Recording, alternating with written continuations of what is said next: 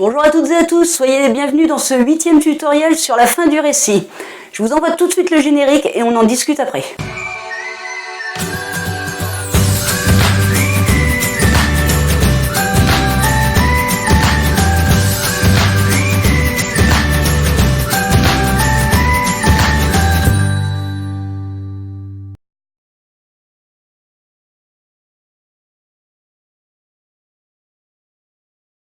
La fin de votre récit est tout aussi important que le début, ou incipit, ou le cœur du récit. L'une des premières choses à retenir qui est très importante, c'est qu'à la fin de votre récit, vous devez répondre à toutes vos questions, terminer vos quêtes, terminer vos intrigues. Il faut que la fin soit la réponse à tout, en gros. Donc si vous avez, durant votre début ou votre cœur de texte, ouvert des intrigues, des histoires ou des questions que votre lecteur peut se poser, à vous d'y répondre à la fin de votre récit.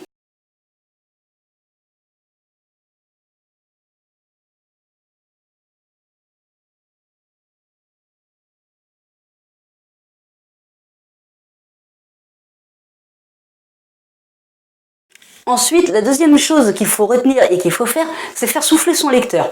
Effectivement, imaginez bien que votre lecteur, lui qui vous suit depuis le début, a reçu toutes les émotions de vos personnages en pleine figure, si on peut dire.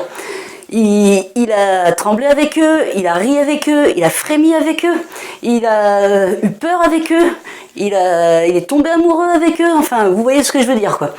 Donc, en un mot, soyez à la fin un peu plus léger. Essayez de faire tomber cette pression pour que votre lecteur ressorte de sa lecture un petit peu plus léger, un petit peu plus aérien. Pensez surtout à alléger peut-être la fin de votre récit, surtout si le cœur du récit a été difficile. Si votre histoire est quelque chose de dur, on va dire lourd, c'est pas un très joli terme, mais de pesant sur le moral, pesant sur le cœur. Donc si à ce moment-là, vous pouvez, à la fin de votre récit, mettre une petite note de légèreté, ce serait pas plus mal. Ça éviterait à votre lecteur de rester sur une note triste ou lourde pour ses épaules.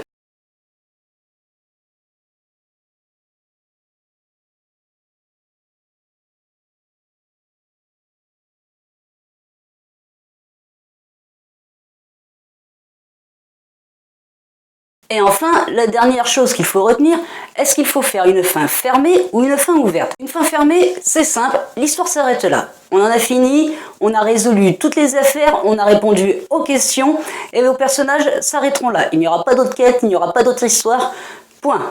Généralement, on utilise la fin fermée pour un seul roman. S'il y a une suite, nous allons utiliser la fin ouverte. Qu'est-ce que c'est? La fin ouverte, c'est la fin qui laisse supposer qu'il y a une suite à l'histoire ou que les personnages vont vivre d'autres aventures. Elle est généralement utilisée pour des romans en plusieurs tomes. Vous pouvez prendre par exemple la saga Harry Potter, Le Seigneur des Anneaux ou des choses comme ça. Vous verrez, la fin des tomes ne sont pas complètement fermées. Donc les réponses ne sont pas toutes posées, les intrigues ne sont pas toutes résolues. Il faut donc s'en garder un petit peu sous le coude, comme on dit, pour le tome suivant.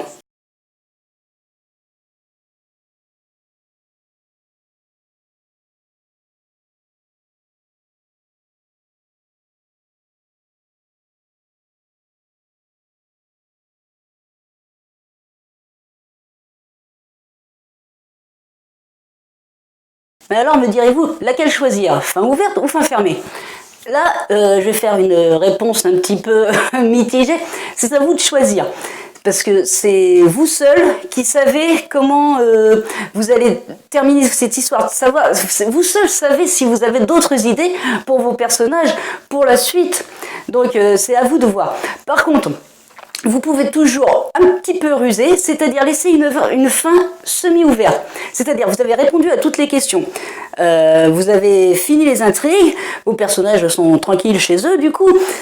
Mais quelque chose, vous incorporez un fait, une petite chose, hein, ne serait-ce que un regard au dernier moment, un coup de téléphone que vos personnages vont recevoir et qui peut-être relancera l'histoire pour un futur tome. Cela vous permet si vous avez des idées, de faire un deuxième tome. Si vous n'en avez pas, de rester sur votre premier et de laisser à votre lecteur l'imagination et de laisser supposer donc que vos héros continuent leurs aventures ou continuent leurs histoires hors des romans. Voilà, ce 8e tutoriel est à présent terminé. Je vous donne rendez-vous la semaine prochaine pour le 9e tutoriel déjà, qui sera au sujet des descriptions, un point assez délicat à traiter lorsque l'on est auteur. Je vous donne donc rendez-vous la semaine prochaine et je vous souhaite très bonne écriture à toutes et à tous. Si vous avez aimé cette vidéo, n'hésitez pas à mettre un pouce bleu et n'hésitez pas non plus à vous abonner à ma chaîne YouTube.